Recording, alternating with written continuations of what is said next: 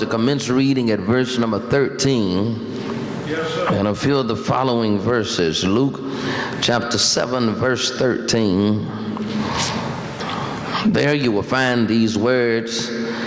And when the Lord saw her, he had compassion on her and said unto her, Weep not.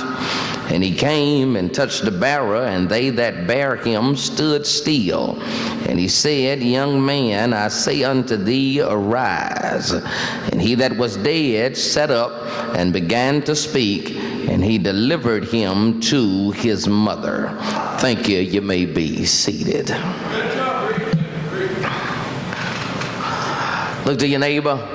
Tell your neighbor tonight, a change is coming.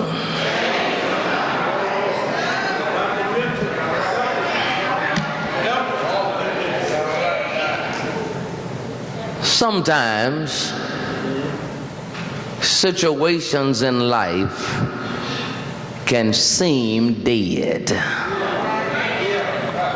It can look like regardless what you do, how hard you try, it's a dead situation. Regardless how much you love, regardless how much you work, regardless how much you push and pull to try to bring it back to life, look like regardless of what you try, the situation is dead.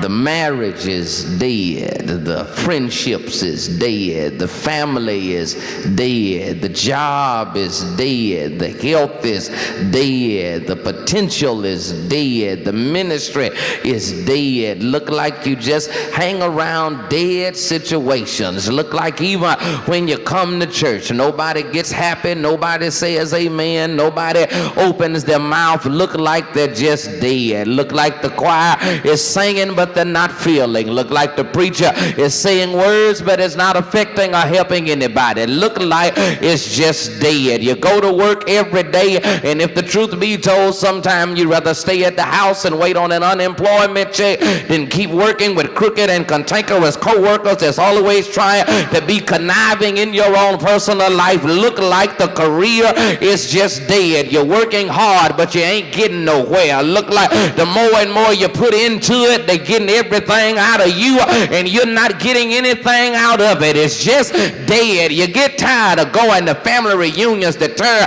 into family feuds, tired of going to family dinners that turn into family fights, and the people that's supposed to be your blood is your main burden. The people that are supposed to be lifting you are the one that tearing you down. The people that is supposed to be having joy in your journey is the one that jealous on the journey that Jesus has put you on. Look like it's just dead. Tired of friends that's always smiling in your face and stabbing you in the back. Tired of friends that act like that they know you in private quarters but look like they don't know you when they get in front of the right crowd, crooked and corner. Look like it's just dead. Tired of going through the same old thing over and over again. Go from doctor to doctor, medicine to medicine, prescription after prescription, and look like you're getting sicker and broker, and the doctor is getting more satisfied and wealthy. You look like it's just dead. You might as well get ready for a funeral instead of for a fantastic healing. But regardless of how rough it is, if I just hold out to Jesus get there, if I just wait till the Lord show up, I just got a feeling that a change is going to come. I'm talking to somebody in here tonight that before you give up on your situation, before you walk away from it, before you take your hand off of it, you just give Jesus a chance and just realize sometimes it ain't about me changing it. It's about me holding on till he get there. And if I can just wait till the Lord show up, a change is going to come. In this text, we find a bereaved, grief-stricken widow woman that was on her way to the cemetery to bury her only son. If you begin reading in verse 11, you will find out that the situation looked hopeless, looked helpless, looked like it was over. But when she got to the city gates, she ran into Jesus. Let me say it again. It looked helpless. It looked hopeless. Looked like that it was over. But before she could get to her disaster, she ran into her deliverer at the city gates. And here's what you need to realize. She wasn't looking for him. She just ran into him. She wasn't calling on him. She just ran into her. She wasn't praying for her. She just ran into her. She wasn't like Mary and Martha when his best friend and good brother Lazarus was sick unto death. They didn't send anybody to call for her to come get him. She was not like the man that left his daughter that was at the servant that was at the point of death, and he left and went and found Jesus and brought Jesus back to the house. But Jesus didn't go with him, just said that your servant is healed. And by the time he got back home, he realized that while I was talking to Jesus in Capernaum, he was healing my servant in Cana. He was not like the centurion that said, I came to find you, because if you just say the word that my servant will be healed. He was not like Jairus that left from his house while his daughter was at the point of death and went and found Jesus to bring her back to the house. She wasn't looking for her. She wasn't calling on her. She just ran into her. And the good thing about it is, sometimes when I ain't got sense enough to go and find Jesus, Jesus will come and find me.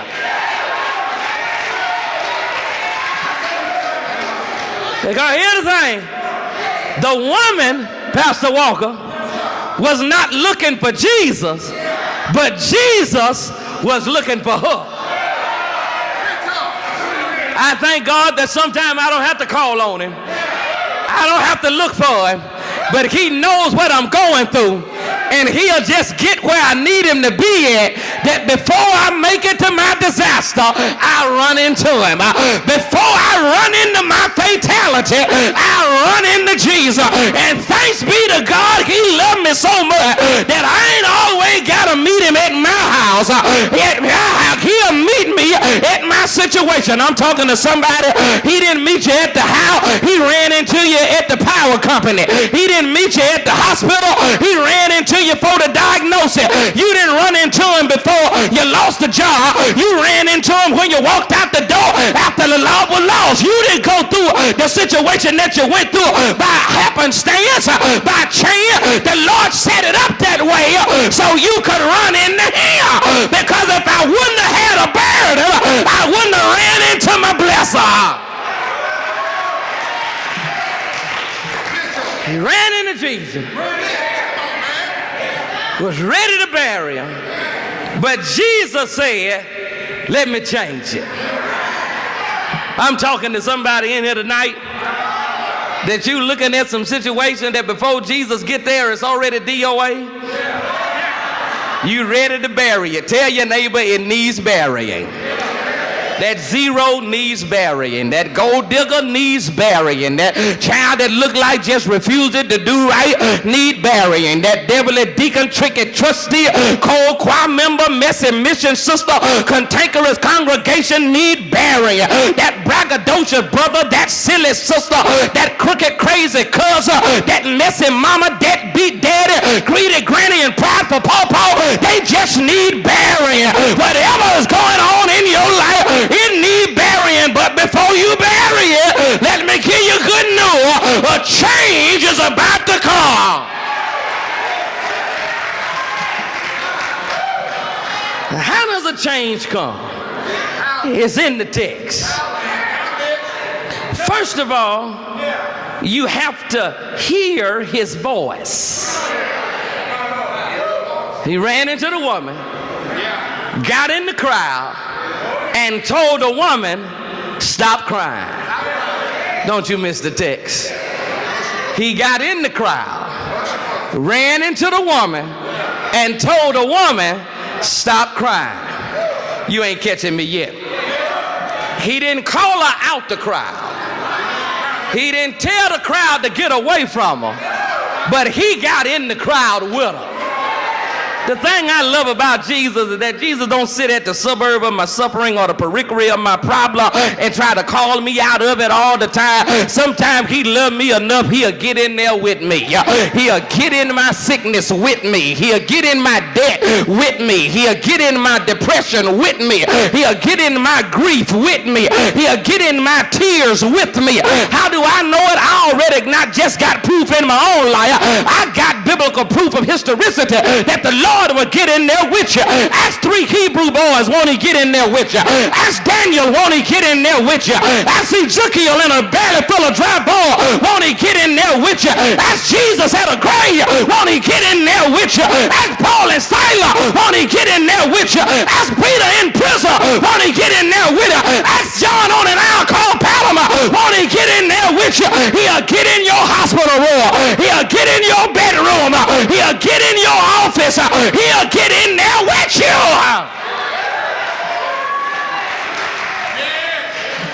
Sometimes he'll get in there with me, Bishop, just to give me company.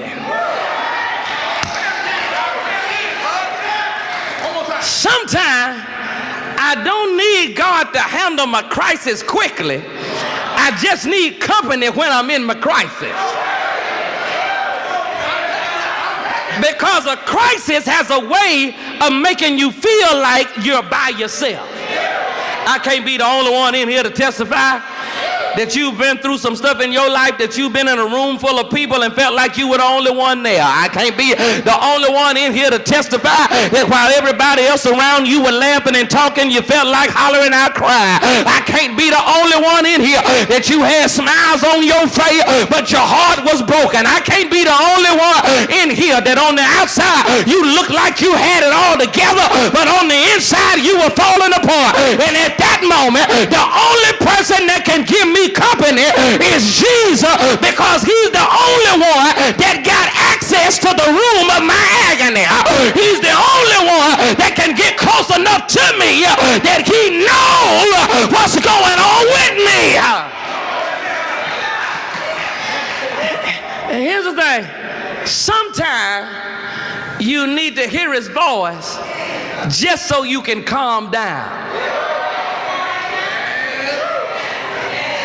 I had a person once in my life that's going to be with glory now. My cousin, late Reverend Dr. Frederick Douglass Chapman.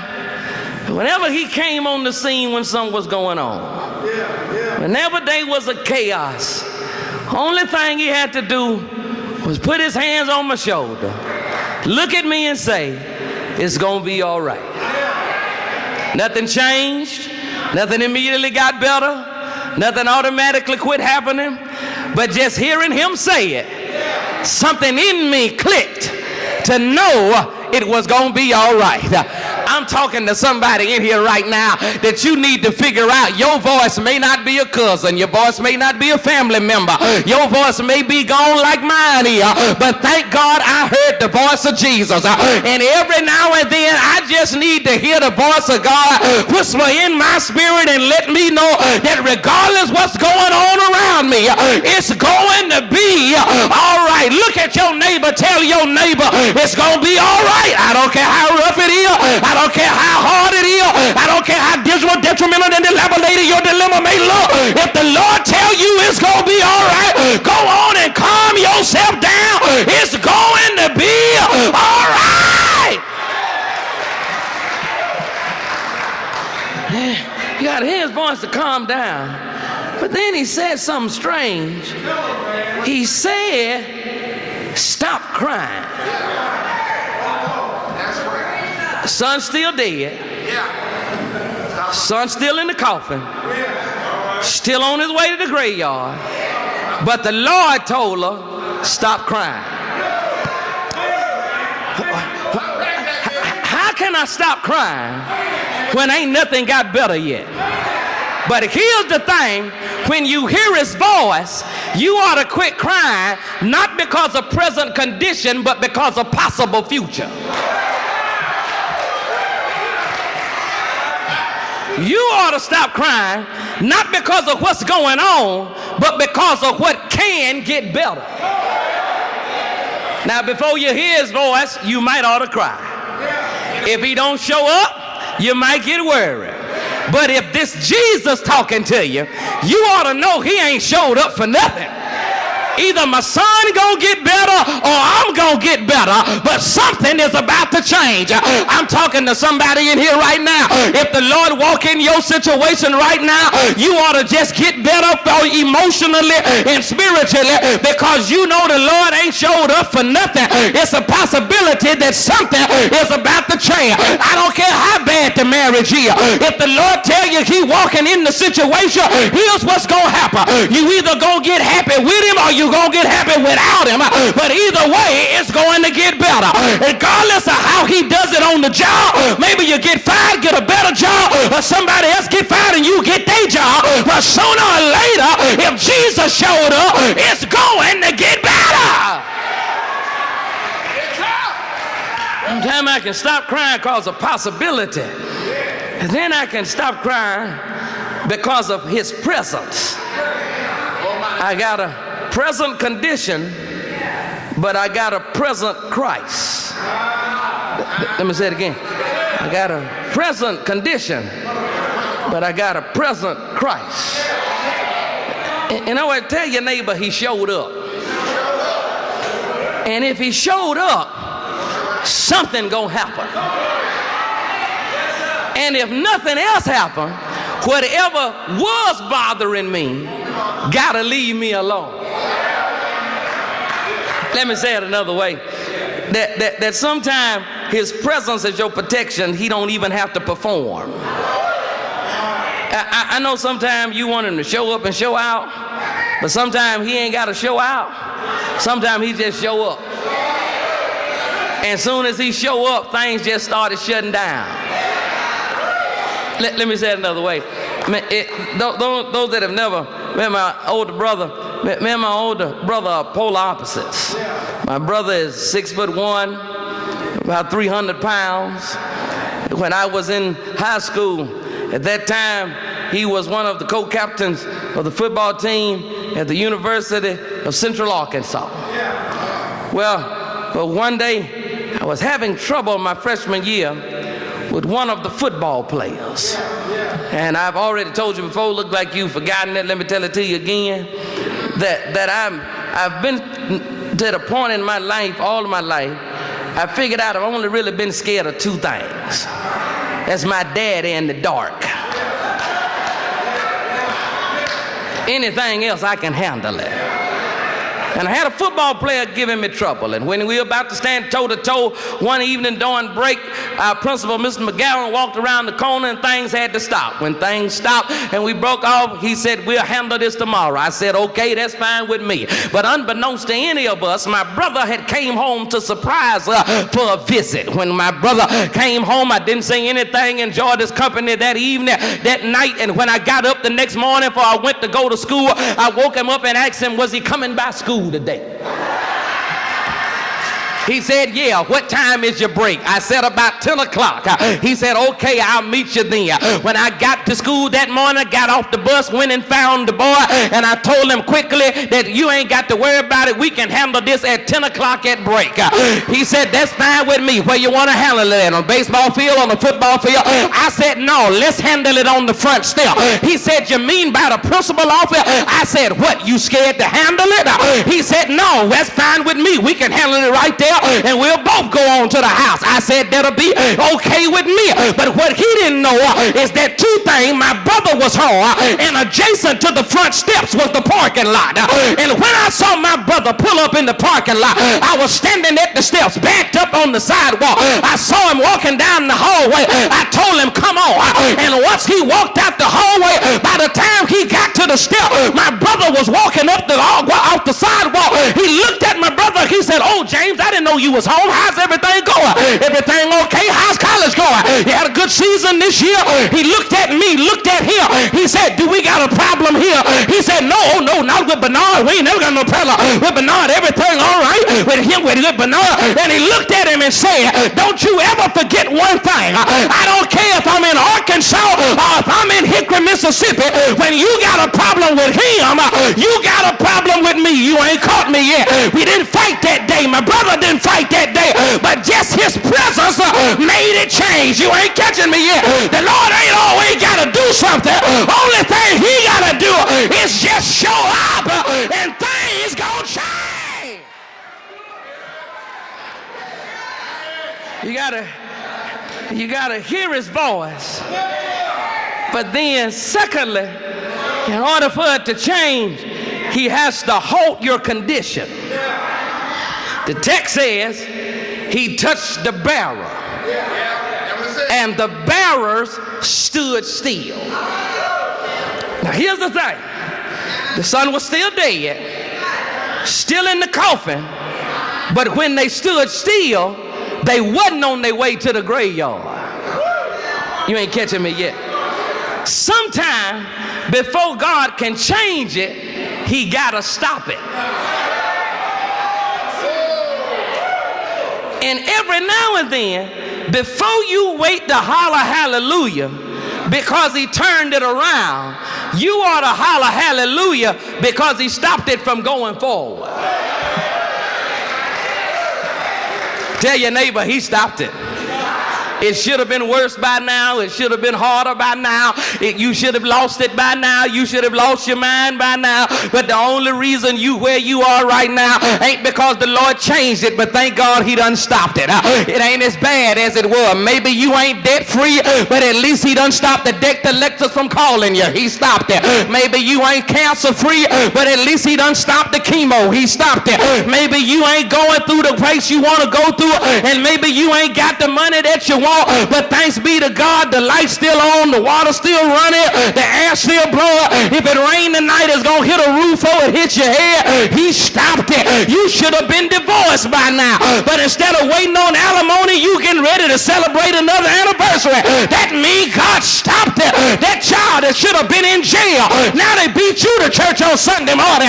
It's because God stopped it. You ought to thank God that if I can't holler about him turning it around, I ought to shout because he stopped it. Tell your neighbor, I'm stable. He stopped it. But now watch the stop, Brother Curry. He didn't stop the coffin. He didn't stop the dead man. He stopped the bearers. Can I help somebody right here quickly? You need to be careful who's connected to you.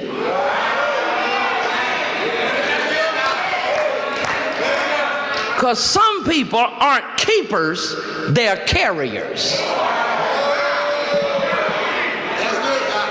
And their goal in being connected to you is to carry you and your situation to the grave. Tell your neighbor, they trying to kill you. Because here's the thing, misery loves company. They ain't got no man, they don't want you to have one. They claim that they having such a good time chasing every woman around and going home by themselves. That's why they want you to be single and lonely just like they are. They trying to tell you how the fella's supposed to be, how the people supposed to hang out. But instead of hanging out, you take your little self home to the thing that God done bless you with. Misery loves company. Quit dealing with other folks' business simply because if I talk about their business long enough, their business might mess around and be my business. I need to get myself from people that loves carrying stuff, because let me help you out. If they carry it to you, they'll carry it from you.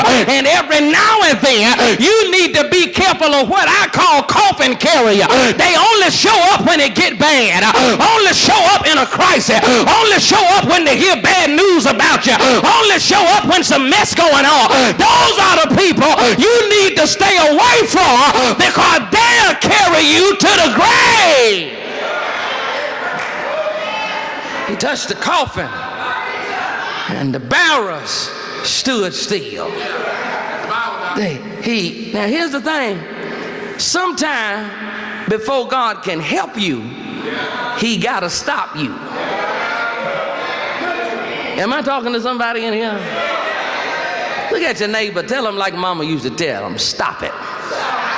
When you go home tonight, don't argue with nobody. Just stop it. When you go to work in the morning, quit rolling your neck, rolling your eyes, giving them pieces of your mind. Just go on and do what you're supposed to be doing, and just stop it. Don't worry about what the family members say. You just sit there, keep your head down, enjoy your collard greens and cornbread Sunday. Don't let them give you indigestion because you too busy trying to eat and argue with them at the same time. Just stop it. Don't worry about what they saying about you on Facebook and Instagram and Snapchat. You ain't got to reply to everything that they saying about you. Go on and live your life happily. Matter of fact, delete the app out your phone if you got to. Just stop it. If you don't delete the app, delete them.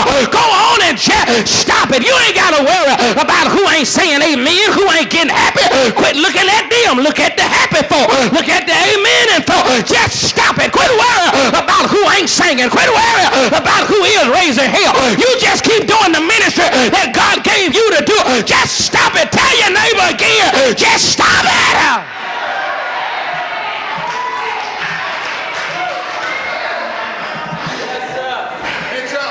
It's the first night. That's enough. Let me quit.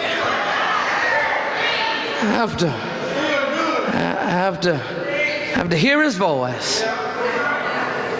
He has to halt my condition.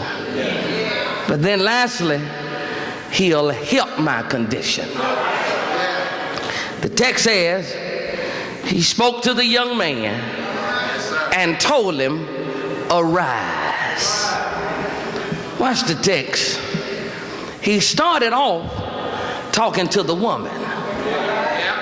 He ended up talking to the son. He started off talking to the weeping. He ended up talking to the dead. He started off talking to. He ended up talking for. Because here's the thing, in some situations, what won't listen to you gotta hear God. Sometimes you need to quit begging folks. You need to quit fussing with folks. And when they can't hear you, they'll hear God. I don't know about any of y'all. Y'all look like some good people all your life. But I'll be honest with you, I was a bad boy. I know we don't like to say that word bad anymore, but I ain't talking about your child, I'm talking about me. I wasn't naughty. I wasn't mischievous. I wasn't adventurous. I was bad. And if the truth be told, the older I got, the worse I became. And one day around 18 years old, I stumbled in the house before day that day. My mama was crying, standing at the door waiting on me. And my mama said something to me. She said, I ain't fussing today. I ain't arguing today. I'm tired of crying about you. And then she said while I walked past her, if you won't listen to me, I know somebody you gotta listen to. You ain't catching me yet. And then she said something that she usually say, but she said it with a different tone that day. She said, I'm putting you in the hands of the Lord. And there was sometimes she had said that before, but that day I kind of stuttered step because it sounded like she meant it. And she walked me to my room following behind me. And she said, it's a sad thing when a mama gotta put the child in the hands of the Lord, because I don't know what he gonna do to you to get you to listen to him. Well, some years later, I was leaving from where I was living at, and I passed by mama's house going to revival one night. And that statement hit me that day, and I swung up in a driveway, jumped out the car, knocked on the door. She came to the door. She said, oh, baby, come on in. I thought you had church tonight. I said, yes, ma'am, I do. I just stopped by to tell you something. She said, what is it? I said, I want to tell you thank you. She said, thank you for what? I said that when I was 18, you told me you would put me in the hand of the Lord, and that was the worst thing a mama could do was to put a child in the hands of the Lord. But I wanted to tell you thank you because that's the best thing that you ever did for me. There were places that I wasn't with you at, but the Lord was. And the reason why I made it out alive is because I was in his hand. There were places I should have been dead, but the reason why I'm still standing here was because I'm here in his hand. I'm talking to somebody in here right now. You ought to testify right now that when you wouldn't listen to mama, when you wouldn't listen to daddy, when you wouldn't listen to your elder, thanks be to God, they put you in the right hand and it changed you. They put you in the hand of the Lord. I got to have somebody in my crowd that ought to be able to testify that the only reason you made it through it is because you was in his hand. Only reason you ain't in jail was because you was in his hand. Only reason you came out alive is because you were in his hand. It changed because he started speaking for and told the young man, I gotta stop. Arise. It means in the Greek to wake up. In other words, that you don't need God to give you nothing new. You just need him to wake up what you already got. You just need him to wake up your marriage, wake up your wife, wake up your husband, wake up your son, wake up your daughter, wake up your finances, wake up your career, wake up your boss, wake up. And here's the thing, waking up ain't about so they'll know you. Waking up is so they can see God, because if they see God, they'll treat you better. And the change ain't in how they treat you. The change is they fell in love with Jesus. What to do? What to do, Pastor Walker? Till he changed it. Only thing the woman did was just held on till he got there. I got to stop. There's a story I'm reminded of as I go to my seat. There was this boy that was having trouble with the bully. Every day he tried his best to avoid him. Tried his best to stay away from him. But every day the bully would find him and cause him havoc and trouble. His best friend by the name of Michael was standing by his side. One day he said that I'm tired of always him picking on me. He told Michael, I'm tired of him always trying to beat me up. Said, today is the day I'm going to stand up for myself. When he saw him, he met him off the bus as usual to get his lunch money from him. Instead of him taking it from him, the boy stood his ground. When he stood his ground, the bully grabbed him, picked him up off his feet. Michael did like any good friend would do in that situation. He took off running. He ran down the street to the high school and found Michael's big brother. And Michael told him what was going on. He told him to tell his little brother to tell the boy to meet him across the street from their school in the playground. And he's going to handle it for him. The boy ran back to school, told his friend what his big brother had said. He immediately found the bully and told the bully to meet him across the street at the playground in the parking lot, and they'd handle the situation. But the problem is that the elementary school got out at 3 o'clock and the high school didn't get out to 3:15.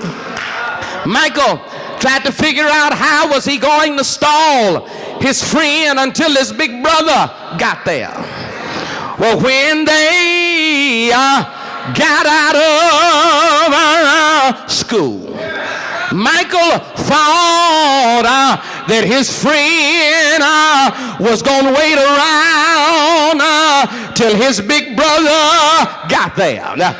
But soon as the last bell rung, he walked directly out of school, across the street, and into the playground. The bully looked at him and said, what do you want to do? The boy closed his eyes, ran back his fist, and swung and hit the bully as hard as he could. All the bully did was turn his head, look back, and commence to fighting the little boy. Ain't the Lord all right?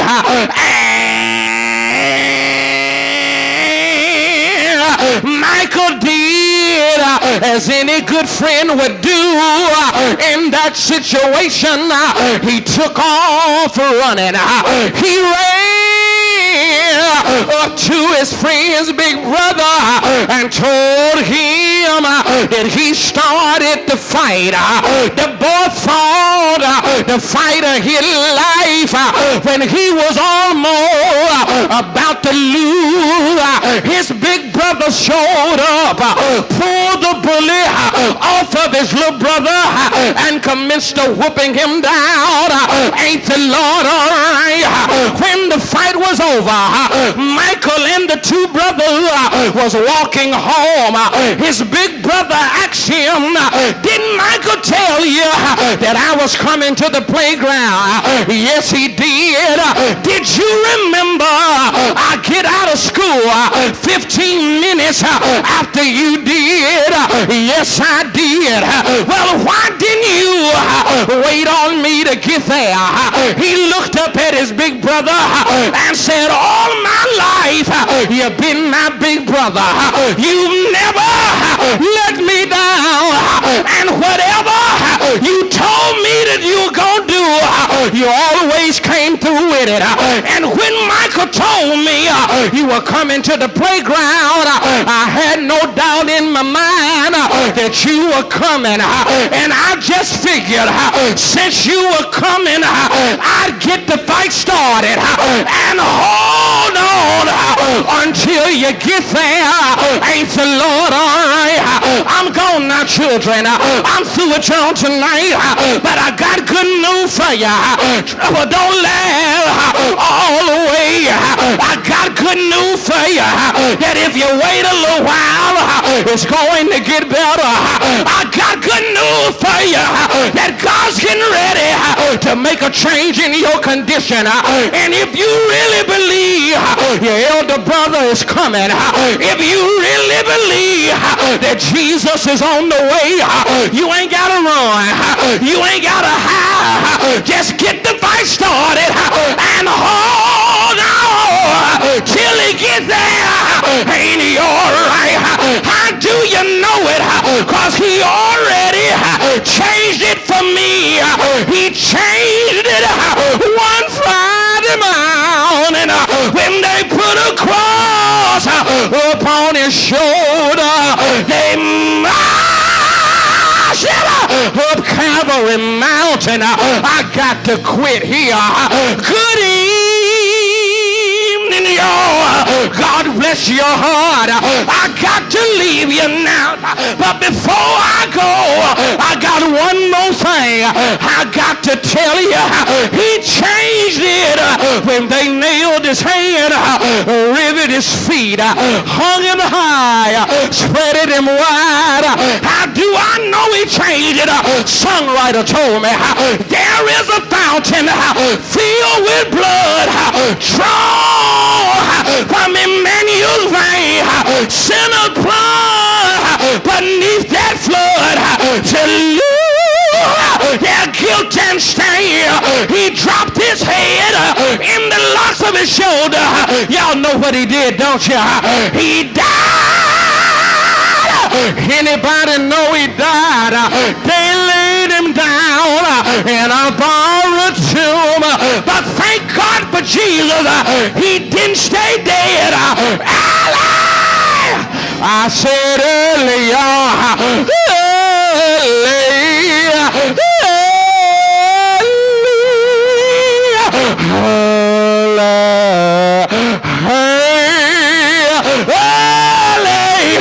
Sunday morning, he got up out the grave, heard him saying, I got all power, all power, all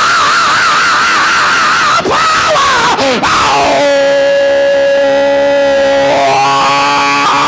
all power.